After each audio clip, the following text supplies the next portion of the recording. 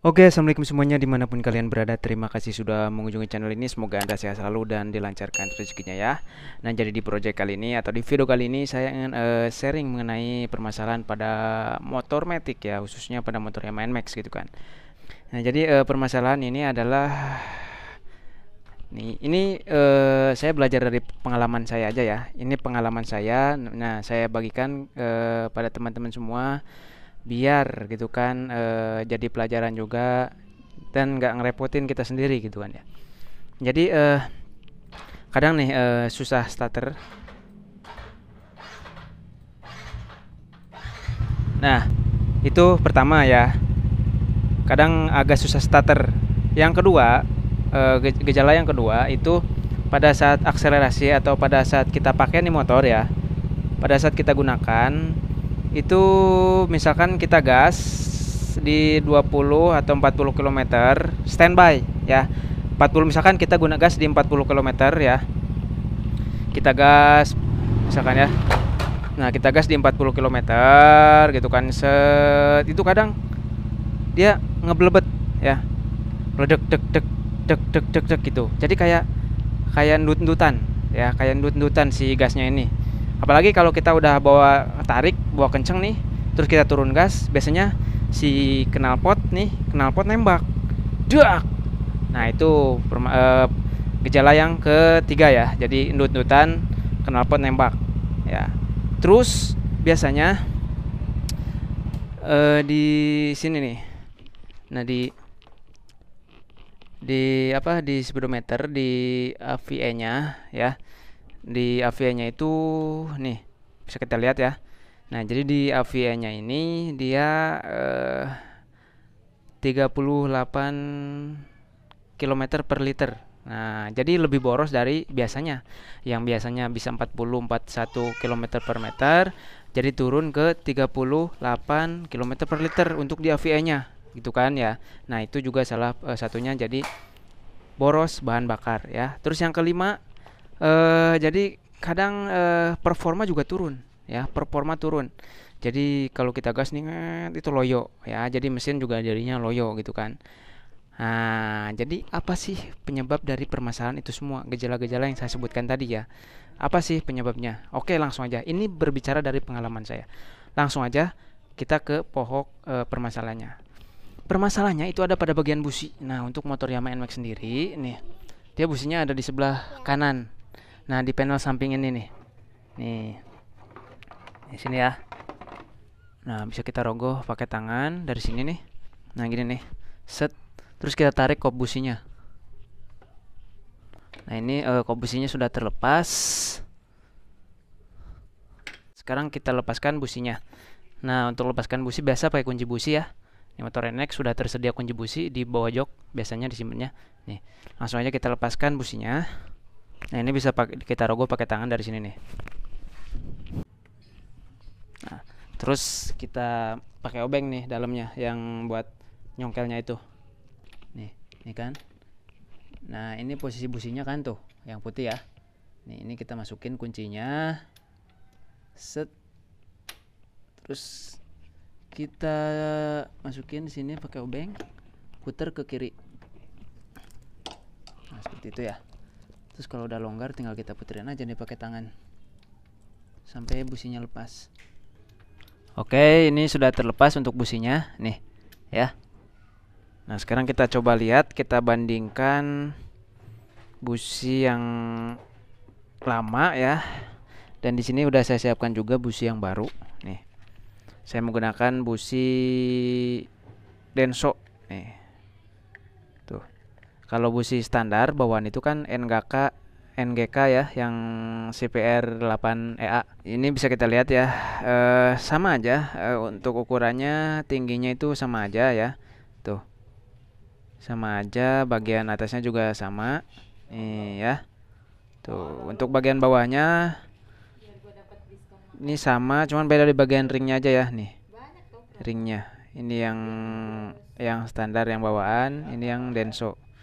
Nih, ringnya doang yang agak beda ya, cuman ukurannya sama aja. Terus bagian elektrodanya juga sama aja tuh. Nah, ini bisa kita lihat busi yang lama nih YNGK warna merah ya. Ini bagus, berarti pembakarannya bagus, sempurna. Nih warna merah ya. Tuh, ini yang baru. Ini sebenarnya udah pernah saya pakai karena ini saya cuma sharing aja ya. Ini yang ini udah pernah saya pakai.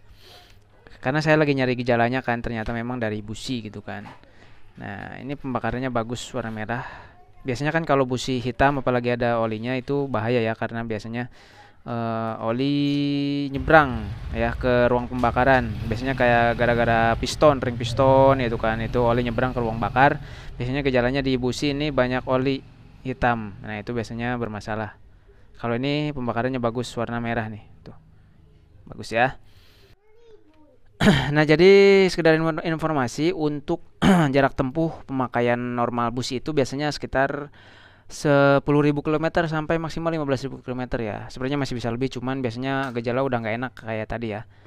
Terus kondisinya juga biasanya di elektrodanya ini dia udah renggang nih di bagian sininya nih. Nih, biasanya ada celahnya itu sudah renggang. Nah, ini kita coba ukur yang busi lama ya. Standarnya itu untuk celah kerenggangan si bagian elektrodanya ini itu biasanya 0,6 sampai 7 sampai 8 lah, 8 maksimal 8 0,8 mili. Ini kita coba ukur pakai filler. Nah, kita coba ukur pakai yang ukuran 0,8 nih. Pakai 0,8 kita coba masukkan di sini.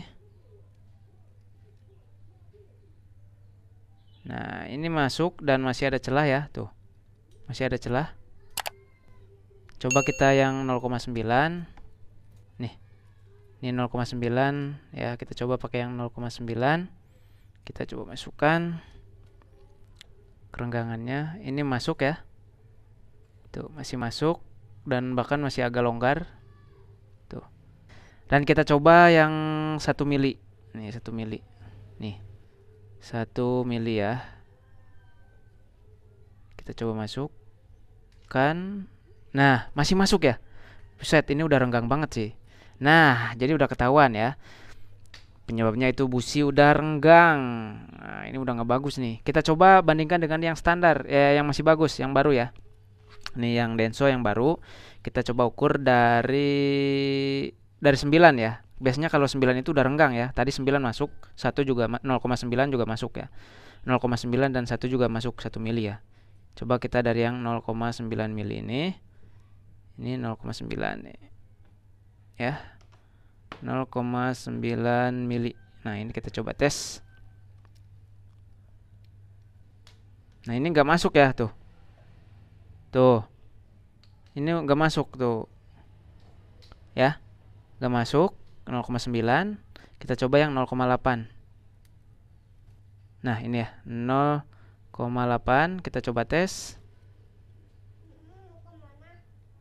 Nah, ini 0,8 masuk ya.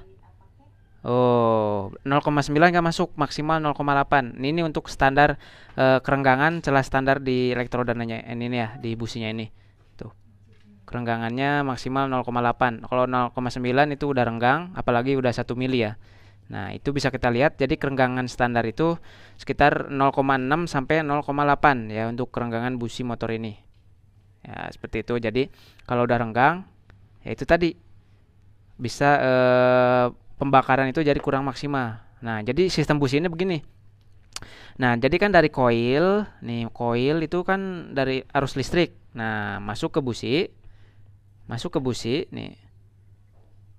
Nah, masuk ke busi itu jadi api, percikan api. Nah, si percikan api ini jadi kurang maksimal.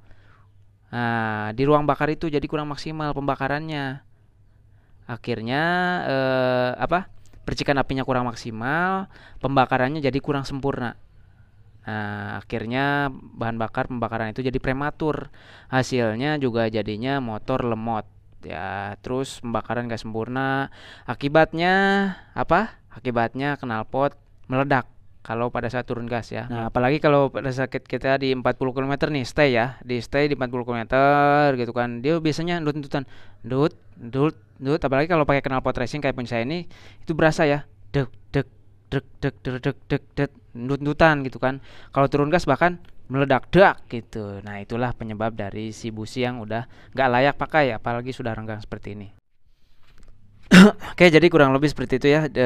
Dari segi fisik juga udah bisa kita lihat. Tadi dari kerenggangan, sebenarnya ini masih bisa diakalin ya. Bisa kita turunkan lagi nih yang besinya ini gitu kan, biar renggangnya nggak terlalu lebar, terlalu renggang gitu kan ya. Tapi tetap aja sih, karena bus ini ada masanya gitu kan, maksimal ya 10.000 sampai 15.000 kilometer gitu udah cukup ya. Karena biasanya ya itu tadi, performa juga motor jadi nggak enak, menurun gitu kan ya. Dan biasanya kan ada juga yang di-upgrade ke Iridium misalkan, boleh boleh boleh aja gitu kan. Bang, saya mau pakai Iridium, rekomen nggak? Ya cocok-cocok aja silakan gitu kan, buat harian, apalagi yang buat kalian yang hariannya misalkan di atas 50 kilometer gitu kan, cocok pakai Iridium karena Iridium ini tipe busi yang kalau udah panas, mesin panas itu lebih bagus lagi ya. Nah, gitu. Makanya dia kalau kalau cuman harian yang ya dalam kota yang 10 sampai 20 kilometer seharinya gitu kan, busi standar itu udah cukup, udah lebih dari cukup ya. Kalau mau iridium silahkan gitu kan. Cuman harganya juga lebih mahal kalau iridium gitu kan. Tapi busi standar sudah cukup. Nah, ini langsung aja kita pasang kembali ya businya.